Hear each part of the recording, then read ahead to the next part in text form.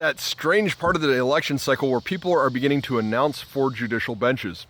And it's really fascinating to me. People are asking me, should I run against this judge? Should I run against that judge? Is this judge vulnerable? Is this judge a good judge? And I give those opinions privately, but I would never do it on a specific judge on TikTok.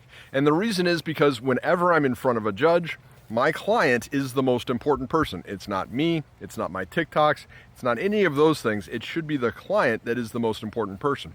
And I don't know if you criticize a judge that you can then get a fair hearing in front of that judge, and I'm not sure that you would ever even know if they screw you over that it's because of your TikTok. So anyway, I'm not making those posts public, but I will say this generally. Whenever you become a judge, when you get elevated to that bench, and I've practiced in front of hundreds of judges, I've practiced in front of wonderful judges, and I've practiced in front of terrible judges. I've practiced in front of kind, generous, warm people who go out of their way to treat me fairly and to give my client a fair shake. And I've practiced in front of people who are mean and vindictive and petty. I've practiced in front of both. And I will tell you that it is my experience that no matter who you are, when you become a judge, every part of your personality becomes exaggerated and revealed, and it's kind of terrifying. It's kind of scary.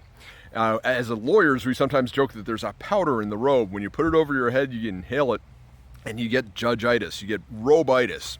You become a different person. Sometimes that different person is a better person, and sometimes that different person is a much worse person. But you've got to be prepared for it, and you've got to have the ability to reflect upon yourself and make sure that you are absolutely treating everybody with the most kindness and compassion and fairness that you possibly can. It's a psychologically difficult job. It's a traumatic job. It can give you trauma.